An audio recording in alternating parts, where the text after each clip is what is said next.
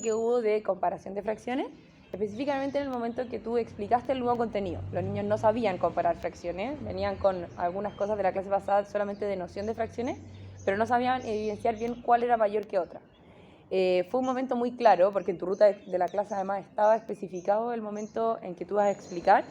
Además le dijiste a los niños, voy a modelar, yo lo voy a hacer sola, ustedes ponen atención, entonces se entendió perfecto que en eso estabas tú. Y fuiste siguiendo cada vez los pasos mostrados. Y fijándonos en ese momento, quería preguntarte, ¿qué hiciste tú en ese momento? ¿Qué acciones realizaste? Bueno, yo en ese momento decidí hacer un modelaje.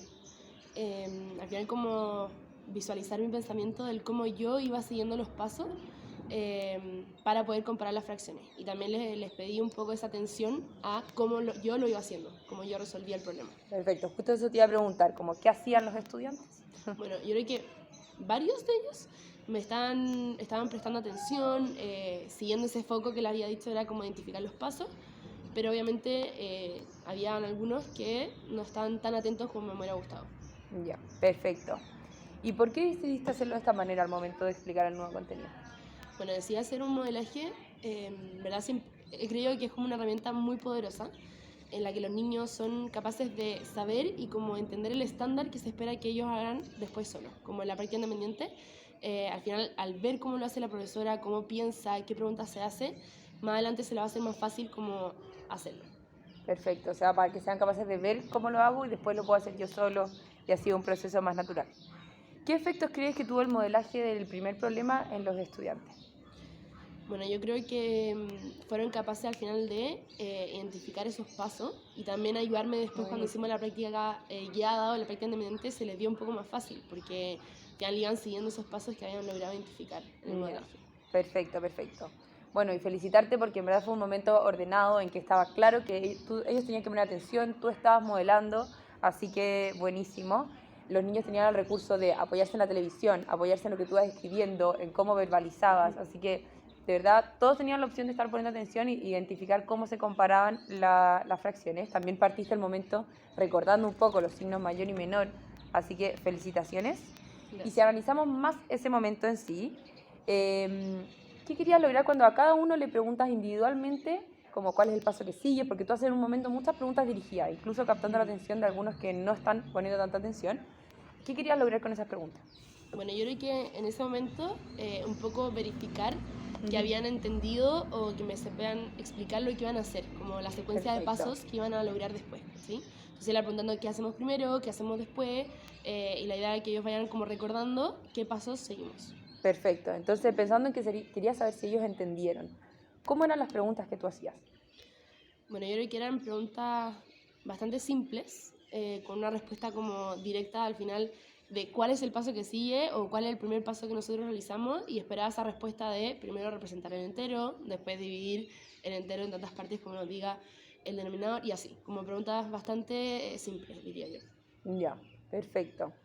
Bien, es verdad, si nos acordamos también que los alumnos tenían la información en la televisión, tenían la información en el pizarrón que tú habías ido escribiendo, quizás eran simples y quizás estaba por ahí la respuesta, ¿no es cierto? Claro. Entonces, ¿crees que la pregunta de verdad permitió evidenciar si los alumnos comprendieron cómo se comparaban las fracciones? Mira, en verdad pensándolo, yo diría que no. Yo creo que las preguntas al final que hice apuntaban un poco a que ellos recordaran, y ni siquiera recordar, porque como dices tú, estaban en el pizarrón. O sea, ellos ni siquiera tenían que recordar o como usar su memoria, sino que al final que me explicaran lo que iban a hacer. Entonces, no les di el tiempo un poco o esa capacidad de análisis que ellos tienen para entender el por qué se hace de esa forma, por qué se sigue ese orden. Como yo creo que no apunta un poco a la comprensión. Ya, perfecto. Entonces, ¿por qué crees que pasó esto? ¿Por qué crees que las respuestas no te ayudaban Yo creo que al tanto? final un tema de las preguntas que hice, como no seguí, después de preguntar, no sé qué paso se hace, haber preguntado por qué se hizo de esa forma o por qué comparamos, no sé, los numeradores y no nos fijamos en el denominador, como preguntas al final que apuntaran a una mayor comprensión del paso y no solamente recordarlo. Ya, o sea, como ir a un nivel superior, no quedarnos como en el identificar o recordar, sino para de verdad chequear esa comprensión, si es que estaban entendiendo el paso que había ahí. Claro. Como, en verdad los pasos ayudan mucho para mantener un orden y que siempre funcione y lleguemos a la respuesta correcta, pero quizás las preguntas de la clase tienen que ir un poco más quizás a profundizar si de verdad entendieron. ¿Eso? 100%, porque si no después se le olvida un paso y no saben cómo seguir, pero en verdad si llegan a comprenderlo y profundizar en el aprendizaje, van a entender el porqué y ni siquiera van a tener que seguir la secuencia, se les va a dar natural. Ya, perfecto. Entonces, pensando en eso, ¿cómo crees que podría mejorar las preguntas para otro momento en que te tocara explicar un contenido nuevo? Yo creo que algo que es demasiado valioso es como el momento de planificar. También fijarme en qué preguntas puedo hacer. Preguntarme a dónde quiero que vaya su aprendizaje o como hacerlo más significativo. Entonces generar esta relación, el preguntar por qué y no quedarme en solo como en la memorización del paso, sino que planificar esas preguntas para así apuntar a un aprendizaje más profundo. Buenísimo. Entonces, bueno, nuevamente, ¿dónde crees que deberíamos poner el foco la próxima vez? Bueno, yo creo que el tipo de pregunta que hago y en la planificación que hago de ellas también. Bien, o sea, como que 2 veces dijiste de nuevo la palabra como de planificación. Qué importante como en verdad pensar ante esa pregunta, porque a veces uno en el momento de la clase se te olvidó, lo preguntaste, igual salió, en verdad los ejercicios salieron y los niños compararon fracciones, pero quizás como si de verdad queremos chequear esa comprensión y que de verdad lo estén entendiendo, hacer unas preguntas que vayan a un nivel superior y preguntarles la razón de ese paso, por qué así y no de esta manera, por qué es importante que los enteros sean iguales, y ir un poco más allá, si en verdad está dividido en partes distintas o hay distintas partes pintadas, pero ¿qué es lo que me hace darme cuenta cuál es mayor y cuál es menor?